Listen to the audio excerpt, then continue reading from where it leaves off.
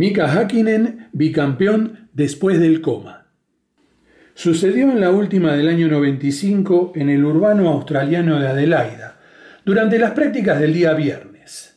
Restos de fibra de carbono en la pista hicieron que un neumático de su monoplaza perdiera aire y adherencia, levantando vuelo su McLaren Mercedes-Benz en la curva Brewery Bend, golpeando a gran velocidad y muy violentamente contra el muro. El impacto fue bastante fuerte.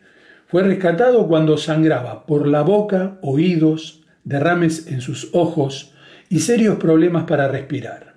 Se le aplicó oxígeno y se le practicó una traqueotomía antes de trasladarlo de urgencia al hospital, temiéndose por su vida. Se le indujo a un coma farmacológico, del cual salió luego de cierto tiempo. Con el tiempo logró nada más y nada menos que ser campeón mundial de conductores en las temporadas 1998 y 99, también con el equipo anglo-alemán. Conductores que han sido ejemplo en los grandes premios y la Fórmula 1. En la zona de la Source, durante una competencia de Sport, como consecuencia de un despiste con incendio, pierde la vida en 1958 Archie Scott Brown, alguien que corrió en la Fórmula 1 un par de años antes y que tuvo que batallar para que las autoridades no le saquen su licencia. Archie nació con graves problemas en sus pies, totalmente torcidos. También le faltaba su mano derecha, en fin. Con su 1,5 metros de altura fue un verdadero gigante, un ejemplo de superación que se sometió a más de 20 operaciones para poder caminar. No solo logrando eso, sino que además ganó más de 70 competencias en diferentes categorías. También en Spa-Francorchamps, pero en 1960, Alan Stacey, afrontando la curva de Bourneville, un pájaro golpeó su cara, lo que ocasionó un despiste y su muerte. Alan había ocultado con certera habilidad desde cuando tenía 17 años y desde el mismo momento en que comenzó a correr que le faltaba parte de la pierna derecha, donde tenía colocada una prótesis, zafando siempre con la complicidad e influencia de varios conductores, sobre todo de su gran amigo Jim Clark. Compitió en el equipo Lotus en 7 carreras, desde 1958 a 1960. Jean-Pierre Beltoise, por esas épocas de los 60, ya era amigo personal del luego malogrado François Sebert, a la derecha de la foto.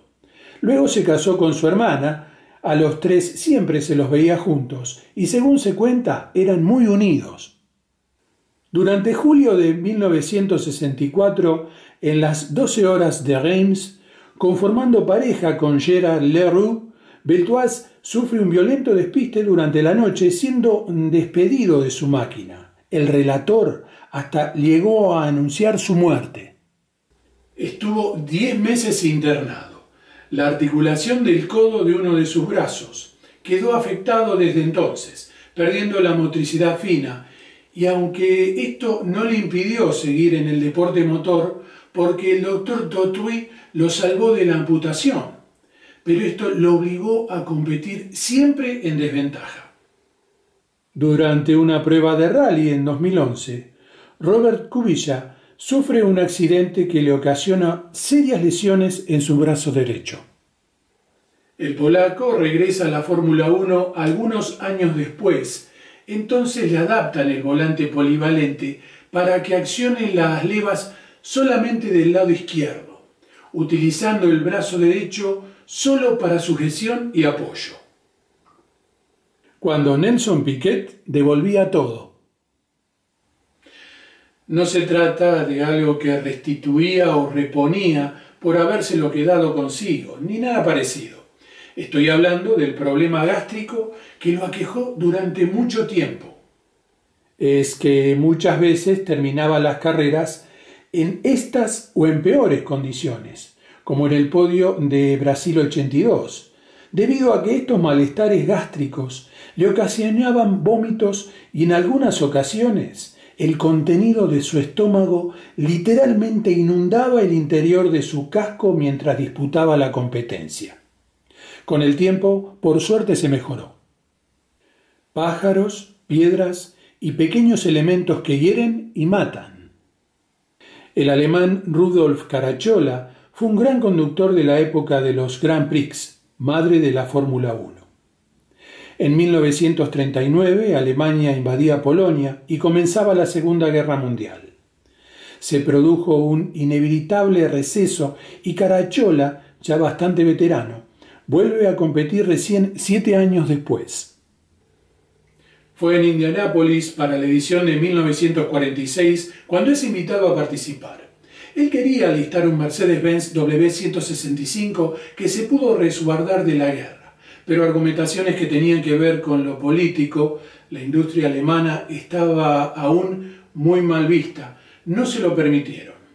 Así fue como Joe Thorns le ofrece un monoplaza para participar, y Rudy acepta.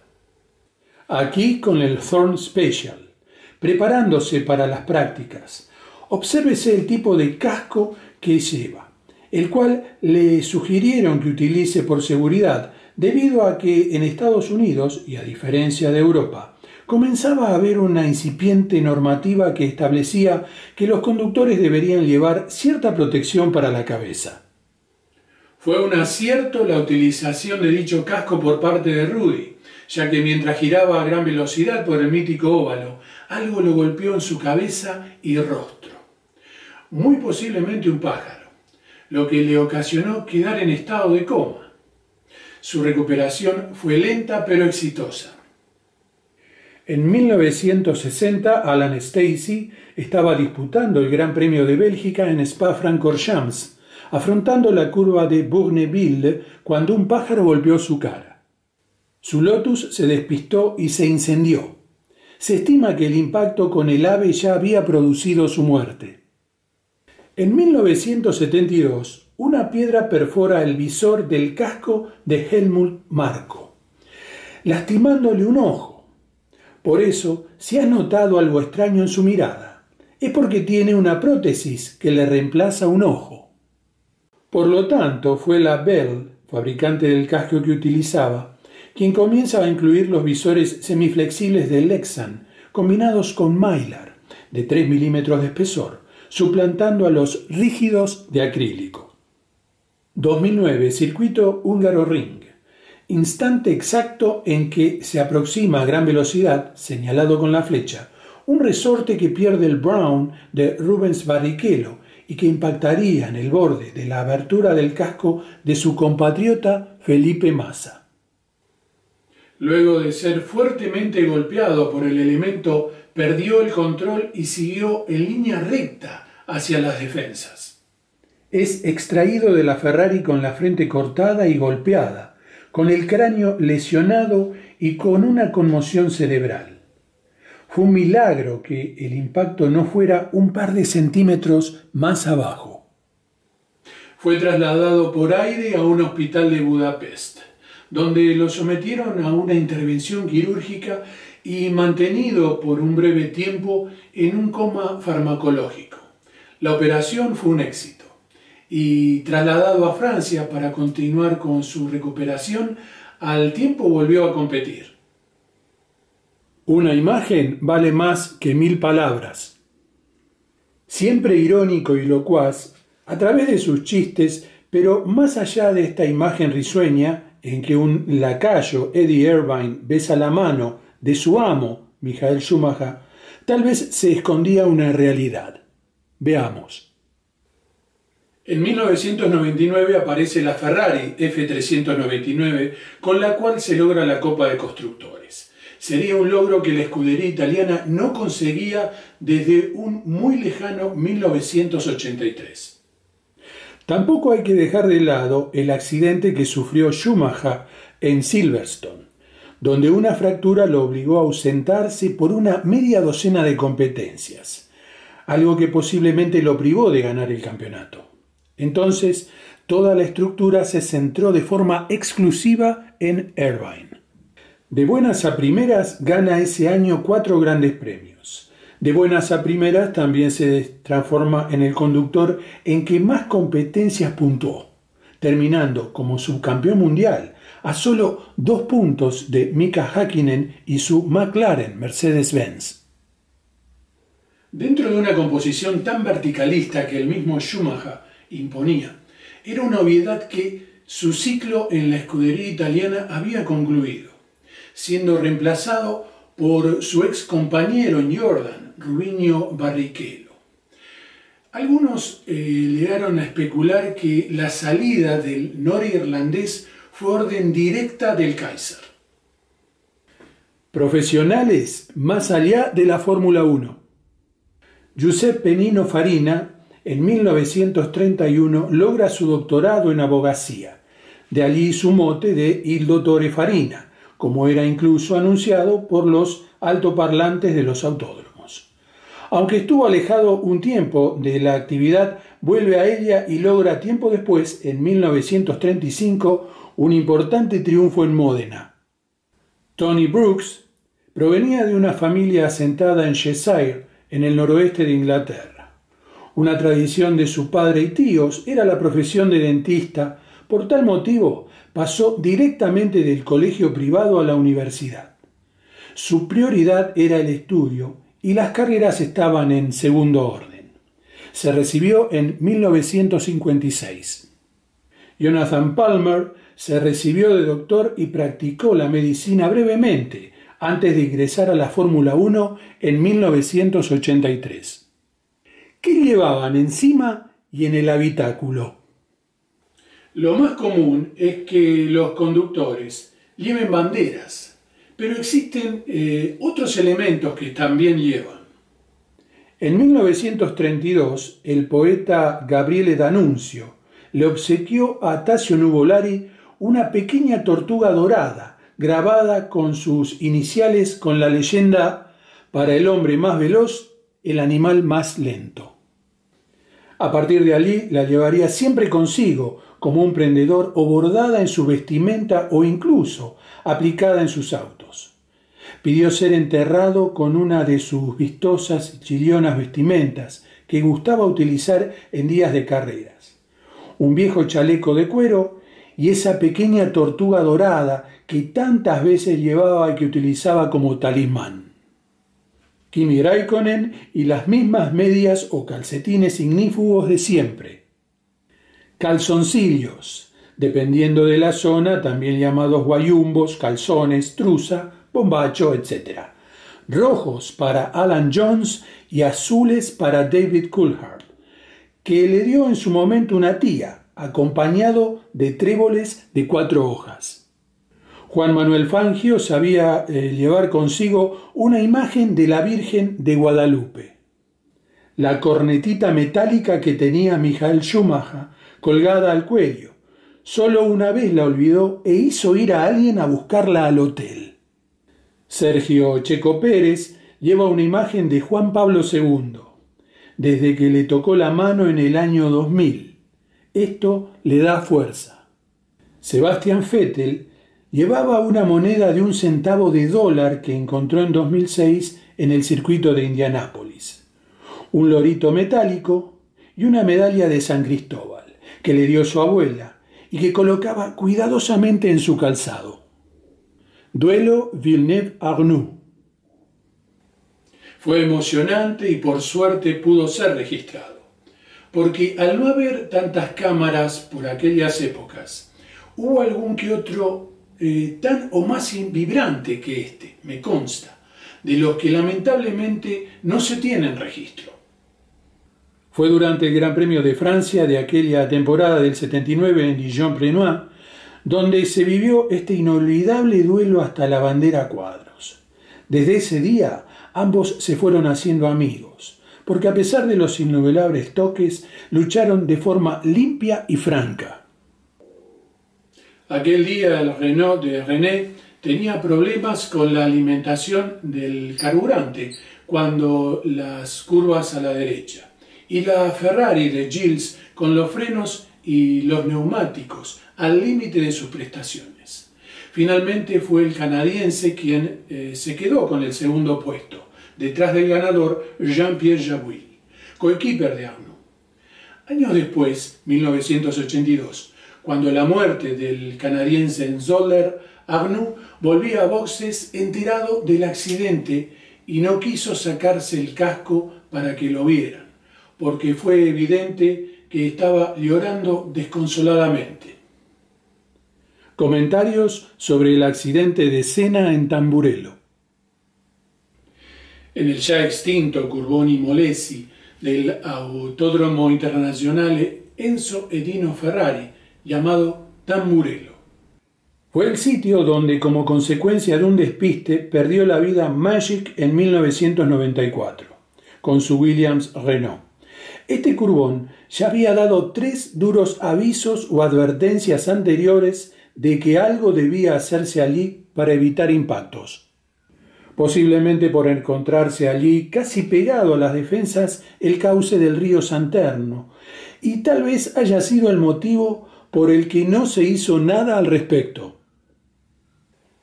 Estos 3 espeluznantes accidentes que voy a citar, también ocurridos en Tamburello, al menos resultaron con suerte. Nelson Piquet en 1987 sobre su Williams Honda. Luego, ya estando sentado en la camilla en el centro de emergencias del circuito, el médico le hizo notar que le faltaba una bota, pero el brasileño no se había dado cuenta, como consecuencia del shock sufrido. Gerhard Berger con su Ferrari en 1989.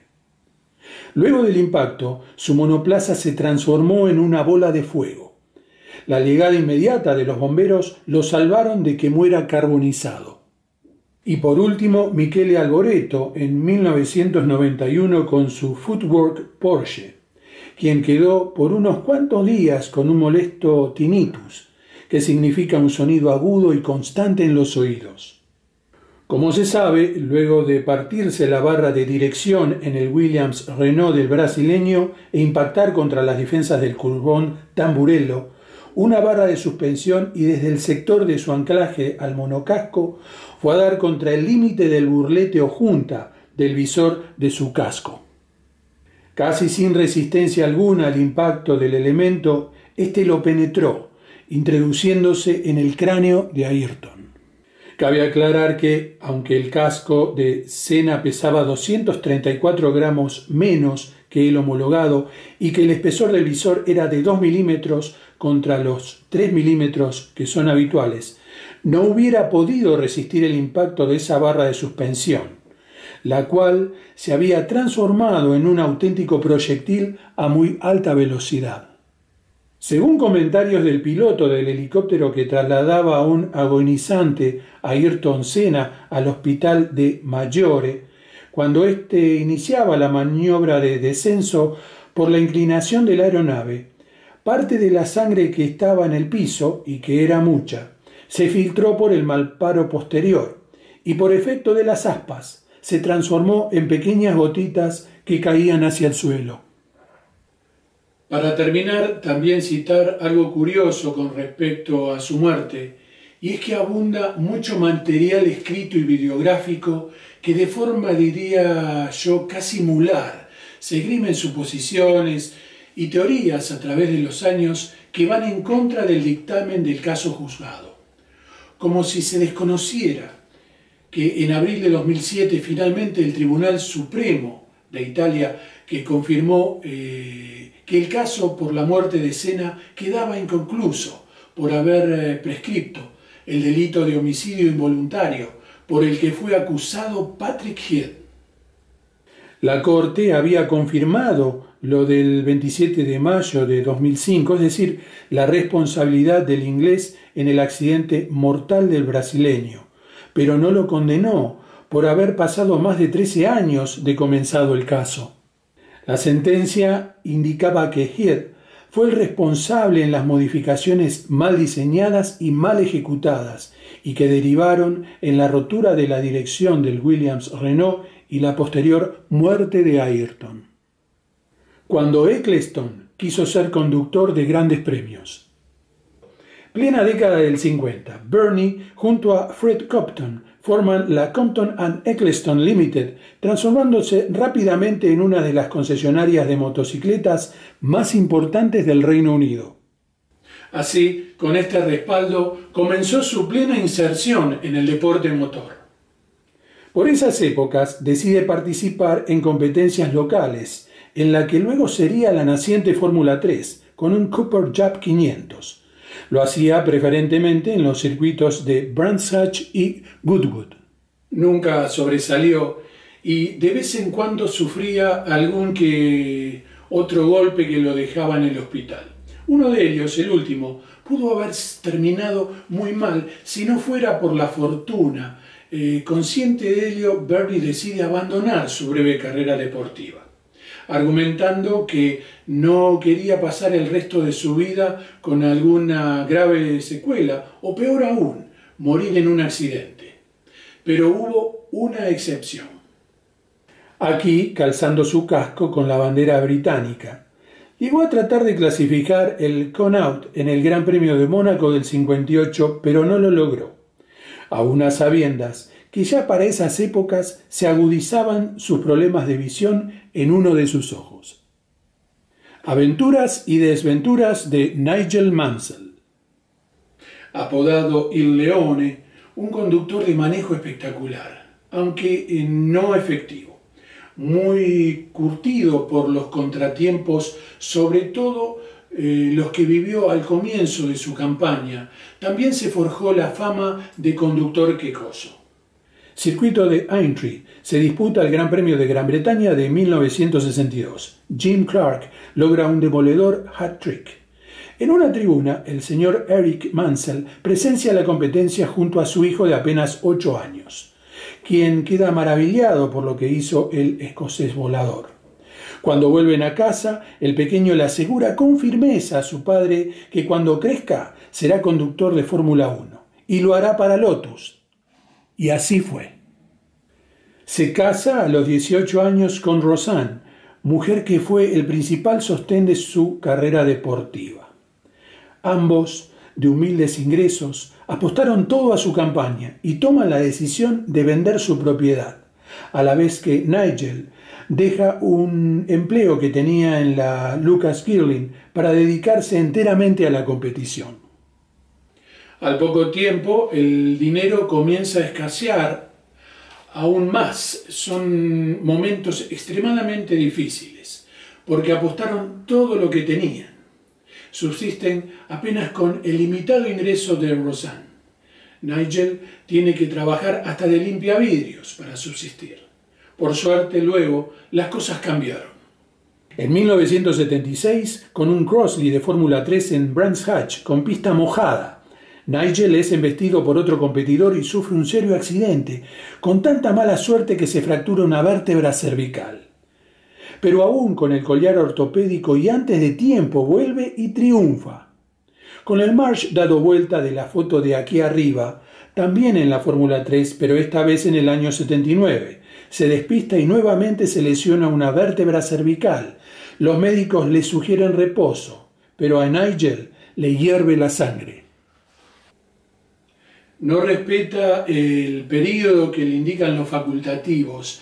Decide automedicarse con fuertes calmantes y le comunica a Colin Chapman que estará disponible para hacer las pruebas en el Paul Ricard francés, lo que al poco tiempo le permitió ser parte del equipo Lotus de Fórmula 1. Logra su primera pole position durante 1984 en el urbano de Dallas, Estados Unidos, pero bajo un calor impresionante. En carrera tiene problemas a poco de llegar y empuja su Lotus hasta la meta, para terminar en sexta posición, y luego se desvanece sobre el ardiente asfalto. Último impacto donde sufre su columna vertebral fue sobre su Williams durante la clasificación de Suzuka 87, quedando tan maltrecho que no pudo disputar el Gran Premio. En el Gran Premio de Canadá de 1991, luego de venir dominando en la última vuelta en la salida de la horquilla Hairpin y por un error de distracción porque venía festejando, se detiene su monoplaza perdiendo la victoria. A Rudolf Caracciola le sirvió de muy poco su mono tití. Se puede decir que el máximo exponente del automovilismo alemán en los grandes premios y la Fórmula 1 es Michael Schumacher.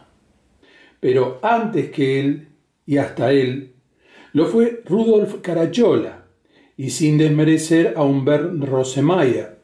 Alemania tuvo que esperar a la Fórmula 1, que nació con la creación del Campeonato Mundial en 1950, y que transcurriera aproximadamente medio siglo para que alguien nacido allí, exceptuando a Jochen Rindt, que era germano-austríaco, suplantara la calidad y capacidad conductiva de Caracciola, cuando su mejor época fue desde mediados de los 20 hasta casi el comienzo de la Segunda Guerra Mundial. Carrasque, así lo llamaba su público. Tenía una mascota, era su amuleto. Decía que con él en la vida le saldría todo bien. Incluso a veces juraba alguna que otra cosa por su mono tití, llamado Anatol, al que cuando era posible embarcaba consigo en cada carrera metido dentro de un bolso de charol de un color rojo detonante. En 1933, un año antes de que comenzara el extenso dominio de los Mercedes-Benz y Auto Union en los grandes premios, encara esta temporada junto con Louis Girón, que a su vez salía del equipo Bugatti. Si bien sobre sendos Alfa Romeo, pero de forma totalmente privada. Llega a Mónaco, Rudy ignoraba que la curva del Bourg du Tabac lo esperaba reservándole el primer gran accidente de su carrera deportiva. Entrenamientos, fallan los frenos, choca con su monoplaza de forma violenta. Lo auxilian y trasladan con el fémur de su pierna derecha destrozado. Se establece en Lugano, Suiza, y su recuperación lleva meses.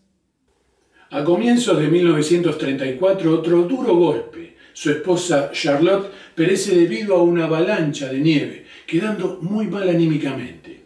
Girón no lo podía ver así. Prácticamente lo obligó a ir a Mónaco, en ocasión del Gran Premio de esa temporada, donde lo hizo manejar un auto descapotable frente a su público, al quien lo terminó ovacionando.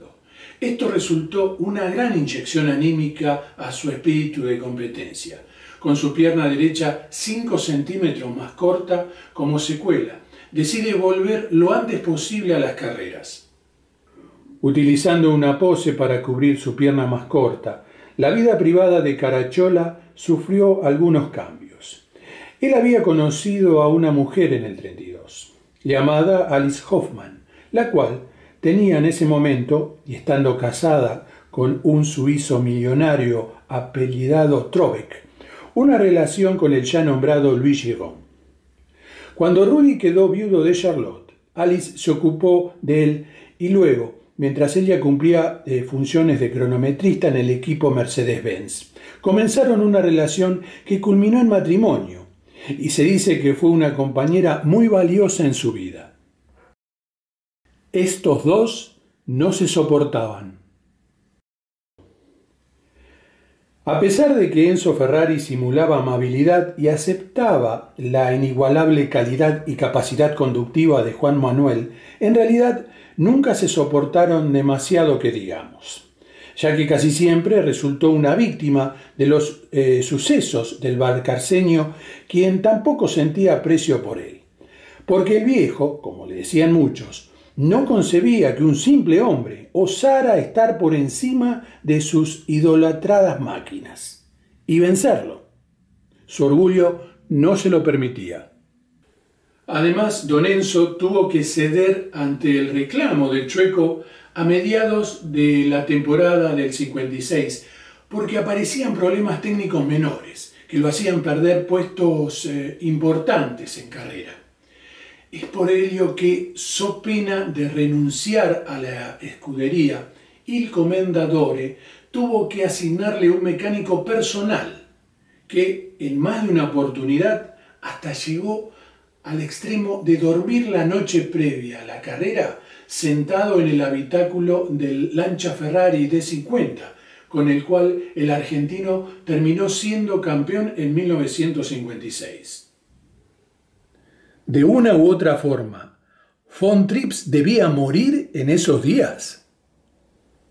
Cuando Wolfgang von Trips le comunica a su padre, el conde, que no se ocupará de la administración de sus extensas tierras y se dedicará a las carreras, este le dice a su hijo que está bien, pero que recuerde que es el último von Trips, que desciende de los caballeros de la orden teutónica y que como tal nunca debe olvidar quién es, que deberá ser campeón del mundo o morir en el intento. Gran Premio de Italia de 1961. Taffy von Trips supera al Lotus de Jim Clark en la zona del Estmo, pero con el escocés pegado detrás. Avanzan hacia la zona de la parabólica, cuando en una maniobra la rueda trasera izquierda de la Ferrari golpea la delantera derecha del Lotus, que se había apartado para comenzar la acción de sobrepaso. Ambos monoplazas se despistan hacia la zona izquierda del talud, pero la Ferrari de von Trips comienza a dar tumbos, despidiéndolo, perdiendo la vida él y dejando un saldo de varios muertos. Phil Hill, a la derecha de la imagen, gana la competencia y de esta forma se consagra campeón mundial.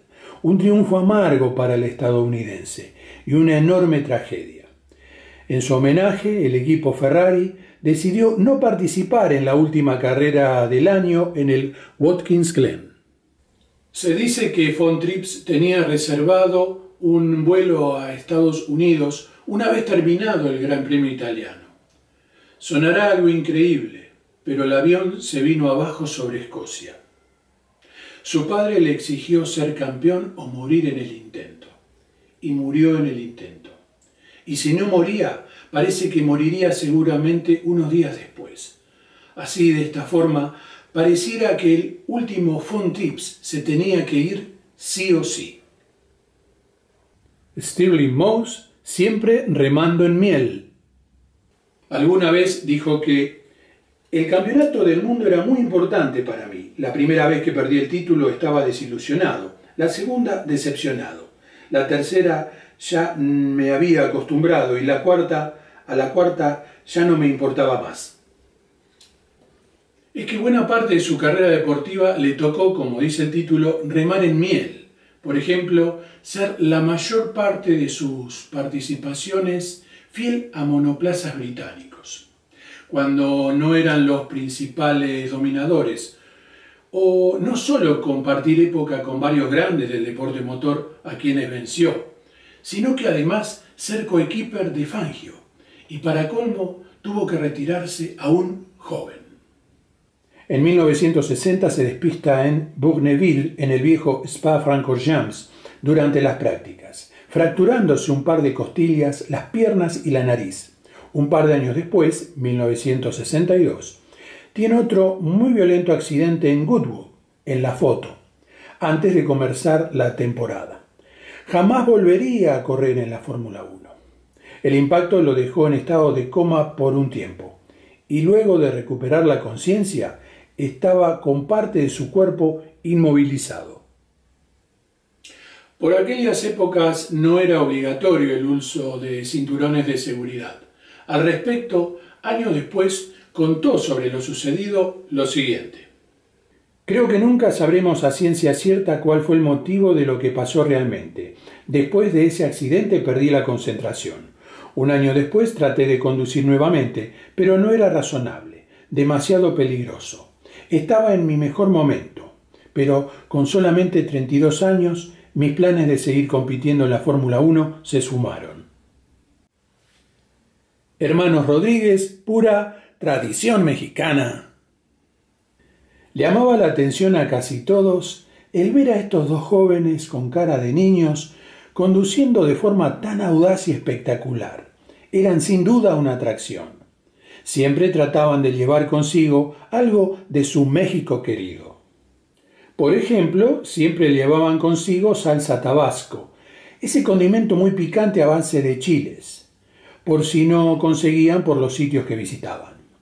Eran apasionados por la charrería, una actividad tradicionalista llevada adelante por los charros, vaqueros mexicanos, como los de sus análogos, los cowboys, de esas zonas del continente norteamericano, o los gauchos de Argentina y Uruguay, o los gaullos del sur de Brasil. Pedro y Ricardo no desperdiciaban ocasión, y cuando era posible, para tenerlos cerca. ¿Por qué Pétulet a Maurice Trintignant? Su amigo Jean-Pierre Wimille, considerado por algunos de otras épocas que ya no están, como el mejor conductor de la historia y ganador de la prueba que fuera el primer gran premio de la posguerra, donde participó Maurice Trintignant, pero abandonando. Le pregunta el motivo, la falla, a lo que Maurice le cuenta que fue por culpa de la caca de los ratones. Resulta ser que antes de la contienda Trintignant escondió la Bugatti en un granero y los roedores utilizaron algunos conductos, sobre todo el depósito de combustible, para hacer sus nidos, y allí quedó su excremento, dándose cuenta un mecánico que la causa del abandono fue que esos excrementos formaron en el filtro de carburante unas bolitas o pelotitas.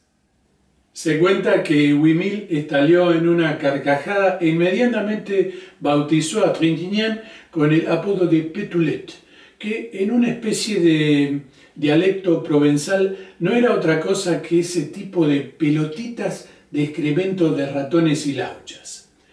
Pero supo explotar muy bien su célebre seudónimo.